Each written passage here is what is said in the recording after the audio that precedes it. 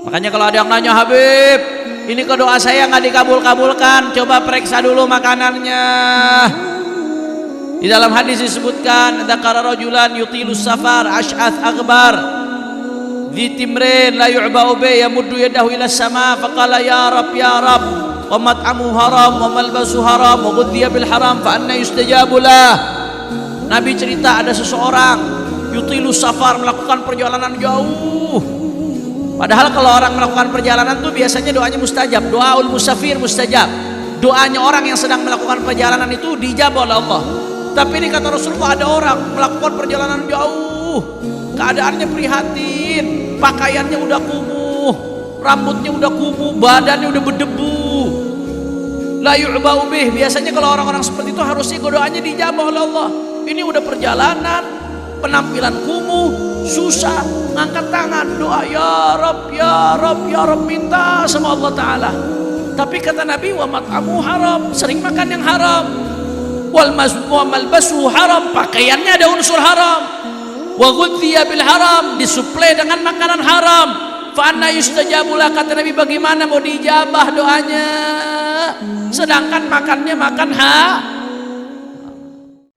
Masya Allah, tabarakallah. Mudah-mudahan yang beliau sampaikan bisa bermanfaat buat kita insya Allah. Hadirin hadirat, tadi Habib Syauqi sedikit nyinggung masalah kalau kita cinta sama Nabi Shallallahu Alaihi Wasallam, maka jangan makan yang haram. Usahakan makan halal, biasakan makan yang halal. Ini salah satu poin penting banget nih, penting banget. Kalau mau hidup kita bahagia dunia akhirat, nggak usah ribet-ribet. Salah satu kuncinya makan yang halal. Biar kata sederhana, halal itu baik daripada mewah tapi dari yang haram.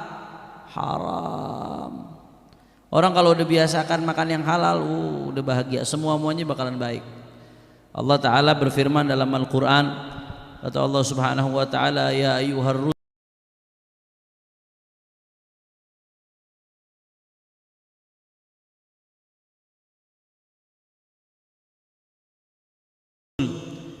kulu minat tayyibati wa'malu salihah. Kata Allah Subhanahu wa taala, ya ayyuhar rusul, hei orang, kata Allah Taala, makanlah dari yang baik-baik. Wa'malu salihan, baru setelah itu beramal soleh. Jadi di sini di ayat ini kata Habib Zain bin Sumit, yang disebutkan makan dari yang bagus dulu, baru amal soleh setelah itu. Kenapa? Karena kita nggak bakal bisa beramal soleh kecuali kita bagus, saudara.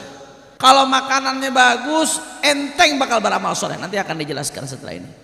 Tapi kalau makanannya udah nggak bagus, didapatkan dari sumber yang haram, atau memang makanannya itu sendiri haram, itu bisa bikin kita berat untuk ibadah kepada Allah Ta'ala. Makanya pada kesempatan kali ini, melanjutkan tadi yang Habib Syauqi singgung, sedikit kita mau bahas apa aja manfaatnya makan makanan yang halal. Nah ini makanya supaya membuat kita semangat nih, buat para suami supaya lebih semangat nyari rezeki yang halal insya Allah. Mudah-mudahan yang hadir di sini semuanya rezekinya dimudahkan oleh Allah. Buat para istri supaya lebih semangat memotivasi suaminya supaya jangan nyari kecuali rezeki yang halal. Makan makanan yang halal, satu, dicatat baik-baik. Makan makanan yang halal manfaatnya satu, al-inhad lit-ta'ah wal ibadah.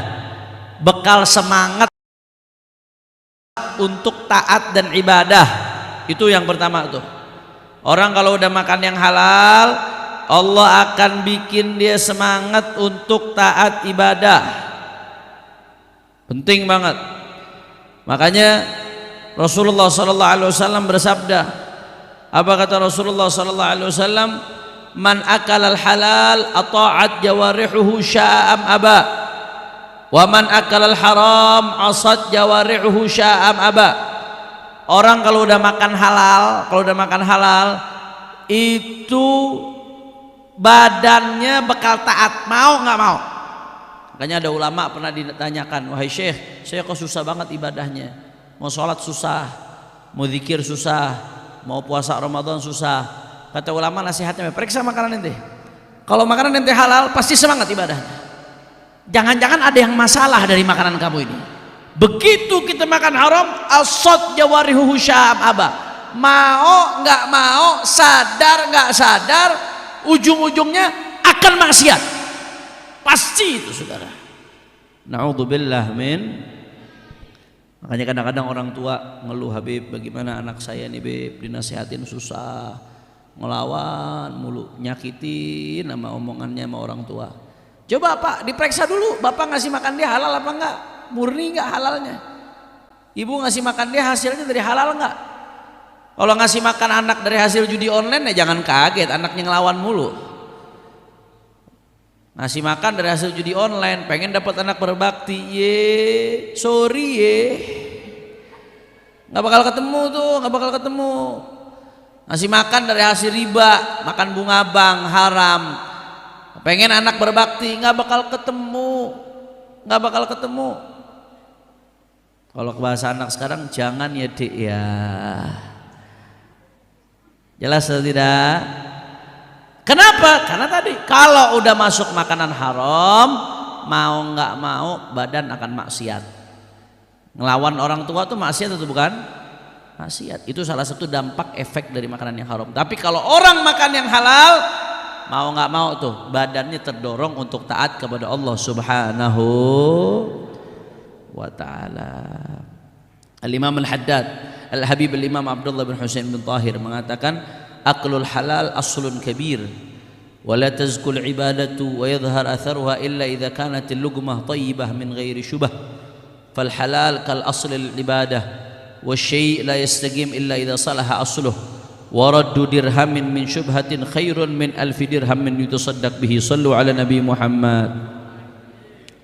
Kata Imam Abdullah bin Ali Muhammad Al-Haddad, ya, makan halal itu adalah aslun kabir, adalah pondasi utama dalam ibadah. Nggak bakal ibarat bangun rumah. Makan halal itu pondasinya ibadah, ibarat bangun rumah. Saya mau tanya nih orang Sidawangi, kalau bangun rumah tanpa pondasi bisa atau tidak? Apa yang terjadi kalau bangun rumah tanpa pondasi? Roboh.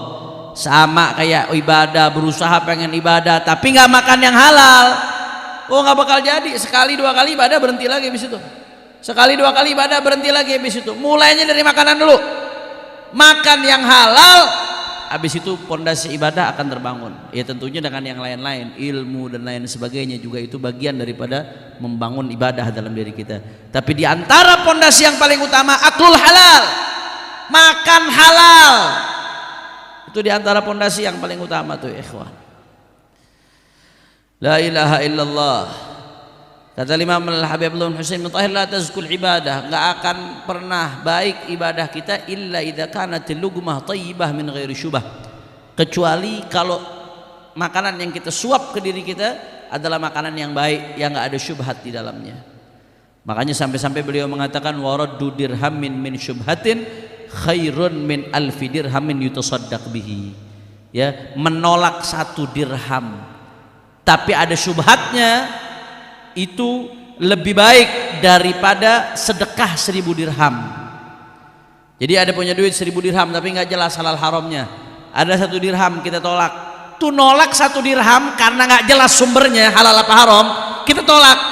Itu pahalanya lebih gede daripada kita sedekah 1000 dirham, ratusan juta tapi kita nggak tahu nih, nggak jelas ini halal apa haram. Saking pentingnya kita memperhatikan halal haram dalam ibadah karena dia jadi pondasi. Kira-kira sampai sini jelas atau tidak? Itu Bu baru bicara mulai ibadahnya tuh, gerakan hati buat ibadah baru mulai, belum bicara nerima apa enggaknya.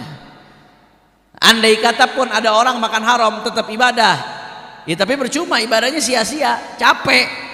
Cuma modal ibadah doang nggak diterima oleh Allah Subhanahu wa ta'ala. Innallaha thayyibun la yaqbalu illa thayyiban. Kata Allah, Allah itu maha baik, Allah nggak nerima dari hamba-hambanya kecuali yang baik. Maka kalau mau ibadah lakukanlah dengan baik. Di antaranya apa? Dengan menyuplai makanan yang baik.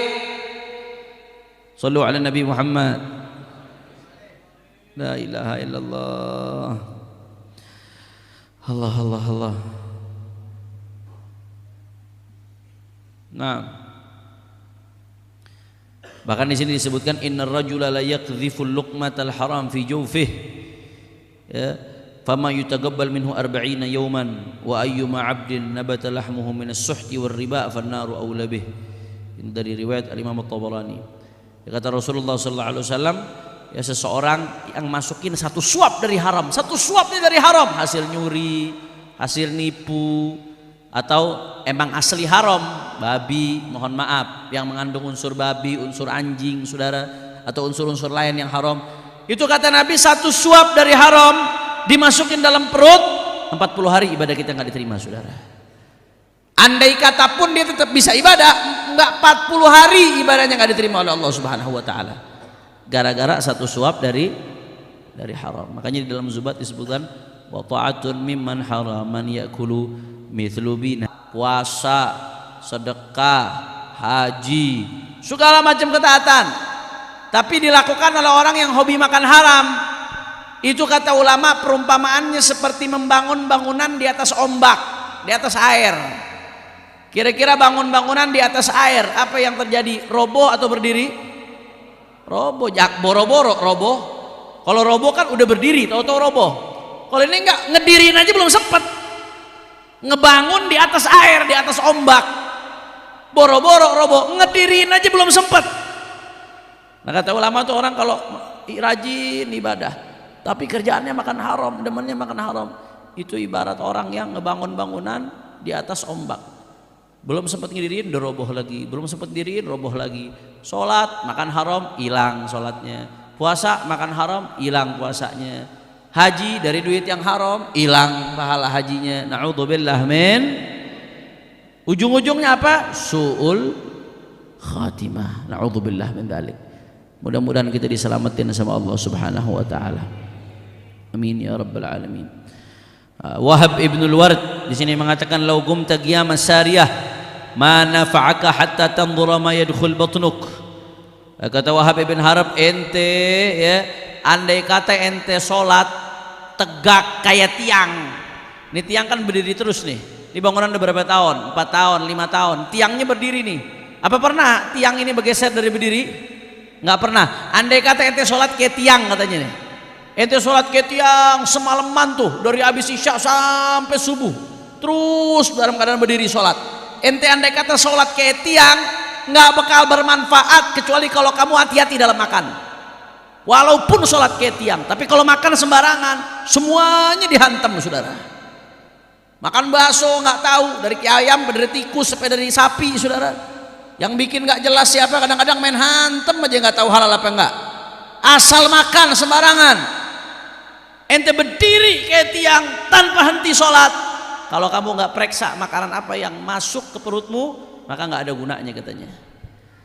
Nah, di dalam riwayat disebutkan man lam yubali, barang siapa yang tidak peduli, barang siapa yang tidak peduli dari mana sumber makanannya, maka nanti Allah Subhanahu wa taala nggak akan peduli mau masukin dia neraka dari pintu yang mana. Siapa yang nggak peduli dia ngambil makanan, oh yang penting makan dah, halal haram sabudu teuing, bodoh amat, halal haram nggak peduli, yang penting makan, aing mah halal haram sabudu teuing, nggak ada urusan, bodoh amat. Siapa yang nggak peduli sumber makanannya dari mana, kata Nabi dalam riwayat disebutkan besok di akhirat Allah nggak akan peduli mau masukin dia neraka dari pintu yang mana, ya ikhwan. Na'udzubillah min. Jelas? Mudah-mudahan Allah jaga kita dari yang haram. La ilaha illallah. Wa qala Ibn Usbat, idza ta'abbada syab qala syaitan li a'wanihi unzuru min aina mat'amuh fa in kana mat'amuhu mat'ama sau'in yaqulu da'uhu yat'ab wa yajtahid faqad kafakum nafsah. Ini setan nih, ada ulama menceritakan setan itu kalau ngelihat ada seseorang yang ibadah, setan itu kan nggak mau ibadah seorang hamba diterima, karena setan itu tugasnya mencelakakan bagaimana seorang hamba supaya masuk neraka. Itu tugas setan tuh.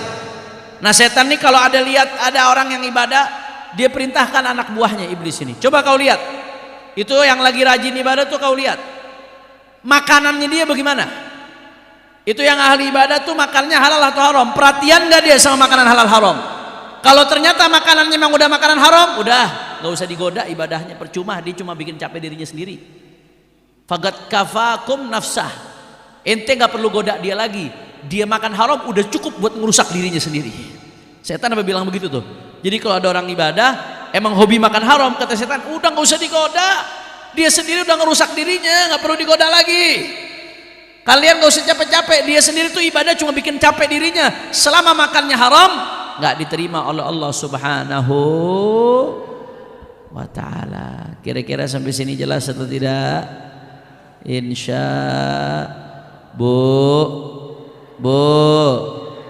makanya inget-ingetin suami kalau cari nafkah jangan cuma dituntut doang. Kalau dituntut doang akhirnya nanti begitu setiap pulang di rumah kurang, akhirnya di luar suaminya khilaf nyari yang haram.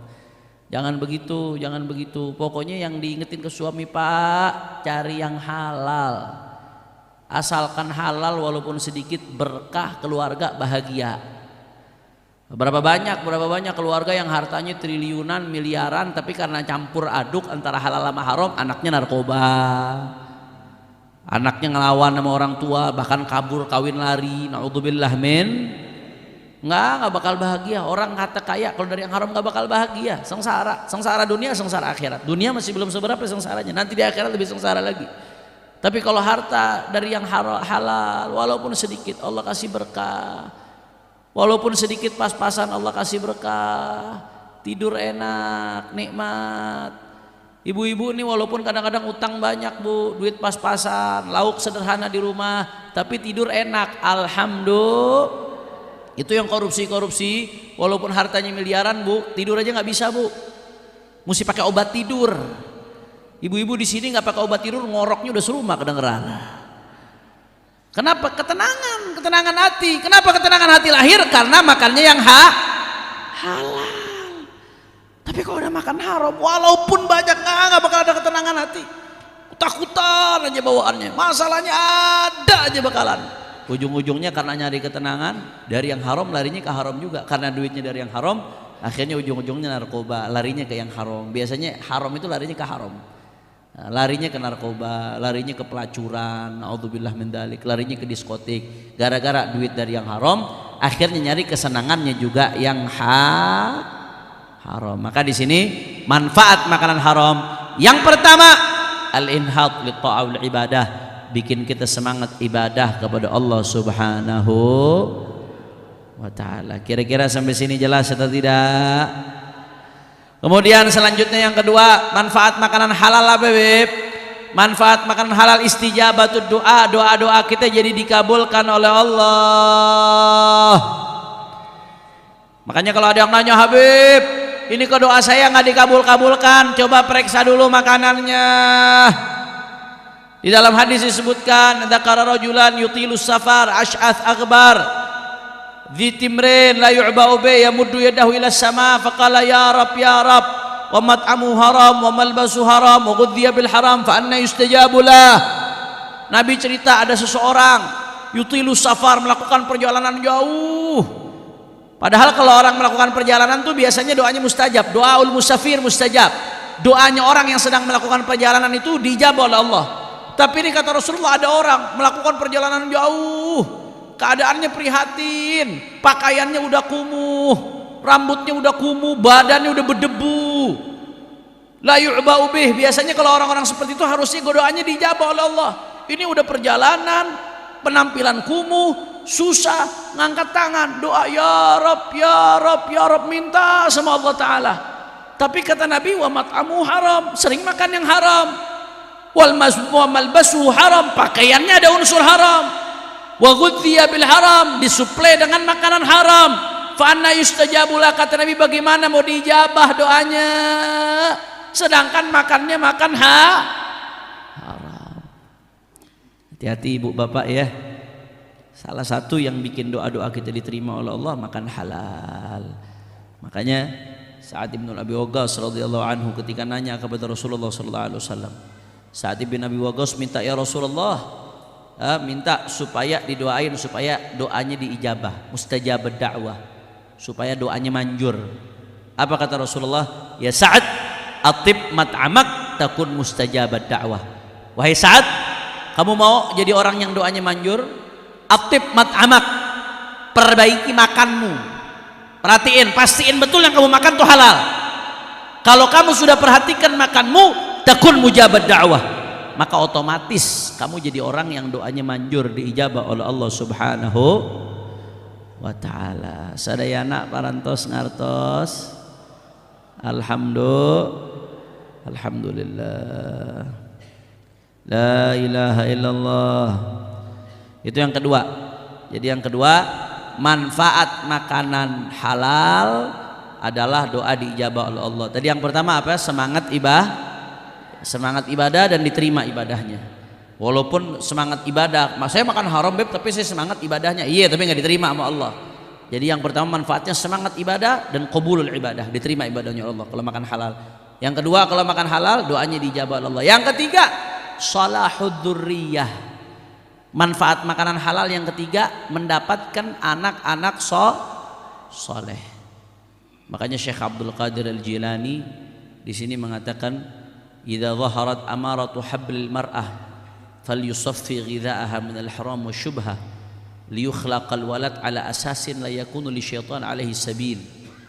Ya, kata Syekh Abdul Qadir Jilani, kamu kalau mau dapat anak yang soleh, mulainya itu bukan dari anak itu lahir, bukan, mulainya dari awal. Idza zaharat amaratu hablil mar'ah, kalau udah mulai kelihatan tanda-tanda istrimu hamil, maka wanti-wanti ini Syekh Abdul Qadir Jilani kata beliau apa? Fal yusaffi ghidha'aha minal haram wa syubhah, maka hendaknya dia bersihkan makanannya, makanan si perempuan itu dari yang haram dan syubhat, bersihin, perhatiin banget yang dimakan sama istri kita ketika hamil tuh, perhatiin banget jangan sampai haram. Supaya apa? Liyukhlaqal waladu ala asasin la yakunu lisabil alaihi syaitan alaihi sabil. Supaya kata Syekh Abdul Qadir Jilani diciptakan dengan dasar, dengan pondasi tubuhnya yang nggak bisa digoda oleh setan, yang nggak bisa dijangkau oleh setan. Karena bayangin, saya kadang ngebayangin Pak, ibu hamil, perempuan hamil, dikasih makan yang haram, dimakan tuh sama perempuan, itu dari makanan yang dimakan oleh perempuan itu gizinya diserap oleh janin. Gizi yang diserap ada yang jadi otak, ada yang jadi mata, ada yang jadi hidung, ada yang jadi jantung, ada yang jadi tangan, ada yang jadi kaki tuh. Bayangin kalau ibunya makan haram dalam keadaan hamil, makan haram, dimakan jadi otaknya dari bahan dasar yang haram. Ya Allah, otaknya dari bahan dasar yang haram.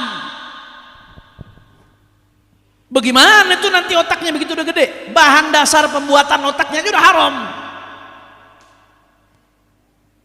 Ibunya makan, jadilah jantung, jadilah kaki, kakinya dibuat dari bahan dasar yang haram. Kalau udah gede bagaimana mau enteng ke majelis, kakinya dibuat dari bahan dasar yang haram. Maka Syekh Abdul Qadir Jilani sampai ngasih peringatan banget, fal yusaffi ghidha'aha minal haram. Hati-hati kalau perempuan hamil tuh jangan hanya dipikirin soal asam sulfat doang, samsul, asam sulfat, asam folat. Asam sulfat sih itu fuhufafa, asam folat. Jangan dipikirin asam folat. Saya jadi asam sulfat gara-gara Habib Shogi ini. Asam folat, ya. Emang ada annasu ala dini mulukihim. Manusia itu tergantung bagaimana pejabatnya. Kalau pejabatnya menyebutnya asam sulfat, rakyat nyebutnya asam sulfat juga. Kalau pejabat nyebutnya asam folat, itu jadi asam folat. Jadi yang dipikirin bukan asam folat doang, yang dipikirin bukan cuma soal nutrisi doang, sehat apa enggak. Yang lebih penting dari itu mikirin bagaimana caranya istri hamil makan yang halal. Berarti kata Syekh Abdul Qadir, wal aula an yakuna min hiniz zafaf. Utamanya lebih penting lagi dari pas baru nikah. Dari pas baru nikah tuh suami harus ngasih nafkah istri yang halal.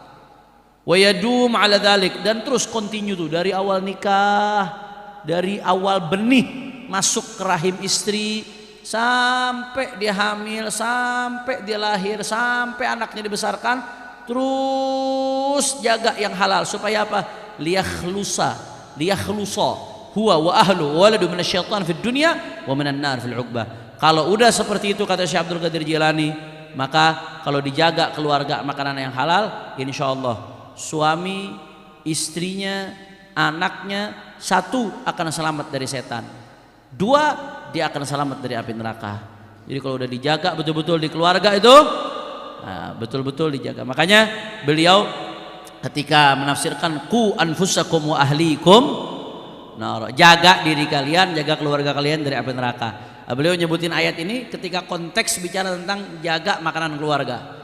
Artinya kalau mau jaga keluarga dari neraka, jaga makanannya, jangan sampai makan yang haram. Na'udzubillah min.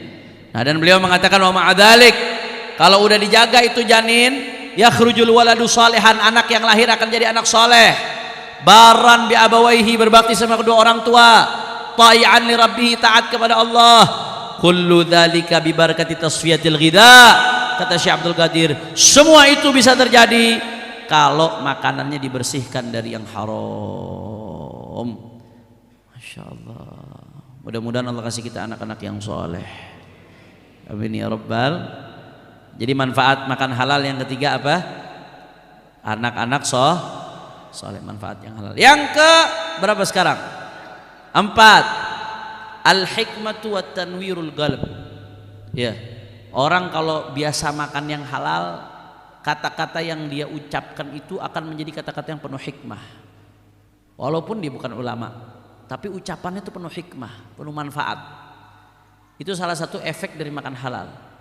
Makanya diriwayatkan man akalal halal arba'ina yawman nawwarallahu qalbah wa ajra ya nabi'al hikmah min qalbihi ala lisanih. Shallu ala Nabi Muhammad. Siapa yang makan halal 40 hari berturut-turut, dijaga betul halal, sirf halal yang murni, betul-betul halal, 40 hari aja dijaga betul-betul, itu Allah Ta'ala akan terangi hatinya, tanwirul qalb, diterangi hatinya oleh Allah Ta'ala.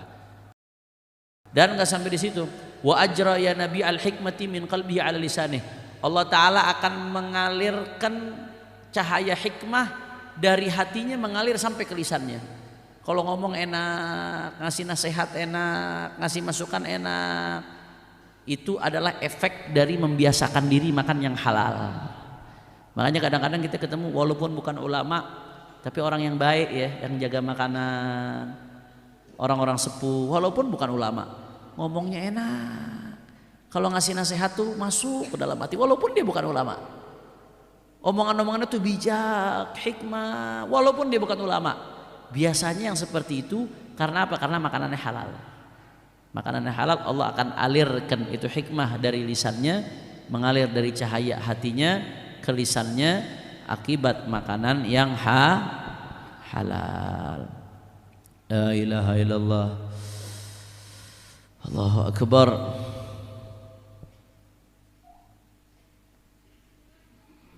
Jelas? Yang keberapa barusan? Keempat. Yang keempat apa? Hati bersinar sehingga keluar hikmah. Tadi yang pertama apa? Nah, pada nggak bawa pulpen sih, nggak nyatet. Udah berkali-kali dibilangin.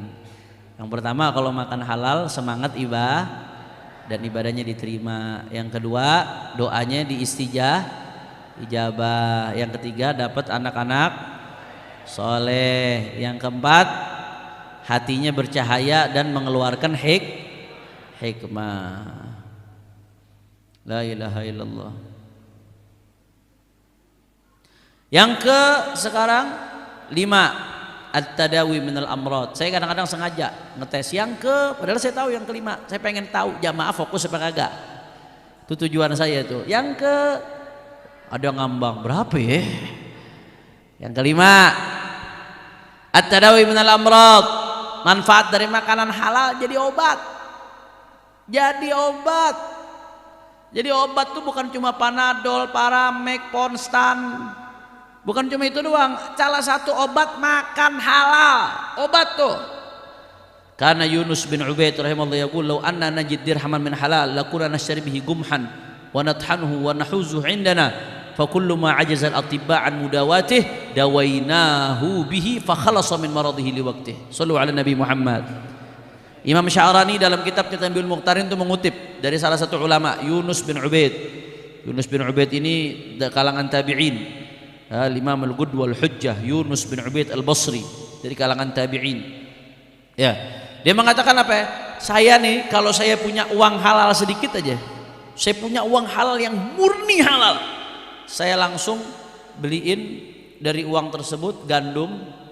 Habis itu gandum itu saya gerus, ditahan, digerus gandum itu, kemudian saya simpan, saya jadiin bubuk, gandumnya saya simpan.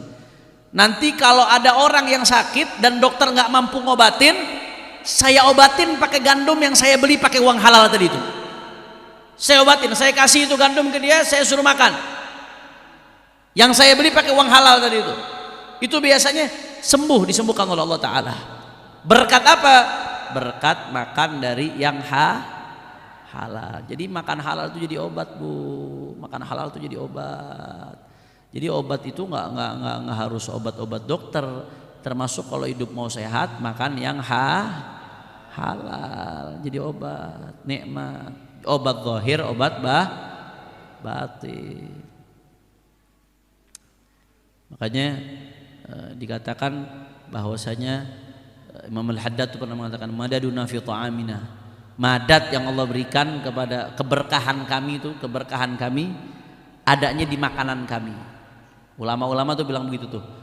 Makanya kalau makan dikasih makan sama ulama, ikut di acaranya ulama, dikasih makan, jangan sampai nggak makan. Itu berkah. Ada keberkahan. Kenapa? Karena kalau orang-orang yang soleh, ulama-ulama yang soleh pasti ngejaga tuh. Yang dia kasih ke orang, yang dia makan buat dirinya sendiri halal, bagi buat dikasih ke orang. Makanya makanannya penuh keberkahan. Nah, berkah. Jadi obat.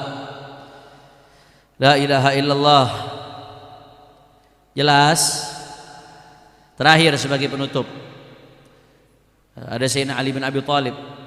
Diriwayatkan dari Sayyidina Ali bin Abi Thalib oleh Imam Bahraq dari Al-Hadiqatul Aniqah. Diriwayatkan Sayyidina Ali bin Abi Thalib mengatakan apa? Man ja'alal halal gutan. Ini catat baik-baik nih perkataan Sayyidina Ali bin Abi Thalib. Siapa yang menjadikan makanan halal, menjadikan halal sebagai kutan, sebagai makanan pokoknya, maka apa yang akan terjadi? Nih Sayyidina Ali bin Abi Thalib nyebutin nih manfaat makanan halal. Ujibat da'watuh, doanya dijabah oleh Allah. Wa kamulat muru'atuh, dia akan jadi orang yang bisa jaga harga diri. Orangnya terhormat, bisa jaga harga diri kalau biasa makan halal. Tapi kalau orang biasa makan haram, dia sulit untuk jaga diri, nggak ada kehormatan pada dirinya. Wa hasunat sariratuh, hatinya bakal bagus, bakal bersih hatinya kalau makan halal. Raqqat dam'atuh, air matanya akan gampang mengalir. Raqqat dam'atuh, kalau dengar ayat Al-Quran langsung netesin air mata, dengerin qasidah yang enak netesin air mata, sholawatan netesin air mata, sholat malam netesin air mata. Itu salah satunya bisa kita dapatkan kalau makan halal. Ini saya agak repot nih, bisa halal bisa haram. Salah nyebut bahaya itu, haram, halal. Tapi dari konteks bisa ketahuan. Wahasunat wa alat kalimatuh. Orang kalau makan yang halal, alat kalimatuh, suaranya akan tinggi, artinya suara omongan dia akan didengar oleh orang lain. Wahasalat umniyatuh, apa yang dia pengen akan diberikan oleh Allah. Wa tabat maniyatuh, orang kalau makan halal matinya bakal bagus. Husnul ya Rabb. Wa tahurat dzurriyyatuh, orang kalau makan halal tahurat dzurriyyatuh, dzurriyyatnya bakal bersih, artinya keturunannya jadi keturunan yang soleh. Wa tanawwarat nutfatuh wa dhaharat hikmatuh, hikmahnya akan nampak. Wa qalla ghadabuh, enggak gampang emosi. Wa raqqa qalbuh, hatinya menjadi lembut. Wa khaffa dzambuh, dosanya jadi sedikit. Itu kalau orang makan halal. Oh, luar biasa ya. Kata Imam Ali tadi itu, 1 doanya diijabah, 2 harga dirinya jadi baik, 3 hatinya jadi baik, 4 air matanya jadi gampang mengalir, 5 alat kalimatuhu, suaranya jadi didengar orang, 6 hasalat umniyatu, diwujudkan angan-angannya, 8 tobat maniyatu, matinya jadi bagus, 9 wa tahurat dzurriyyatu, keturunannya jadi bagus, wa tanawwarat nutfatu, sama dia. Kemudian ke-10 wa dhaharat hikmatu, hikmah jadi nampak, wa qalla ghadabuhu, ke-11 jadi enggak gampang marah, wa raqqa qalbuhu, hatinya jadi lembut, ke-13 khaffa dzambuhu, dosanya jadi sedikit. 13 sedih-enggaknya 13 manfaat luar biasa yang akan didapatkan oleh seseorang kalau dia jaga makanan yang halal. La ilaha illallah. Mudah-mudahan insyaallah, mudah-mudahan yang sedikit ini bisa bermanfaat. Dan mudah-mudahan Allah Ta'ala mudahkan kita dapat rezeki yang halal, yang baik, yang banyak, yang berkah. Ala hadhihi niyah. Al-Fatihah.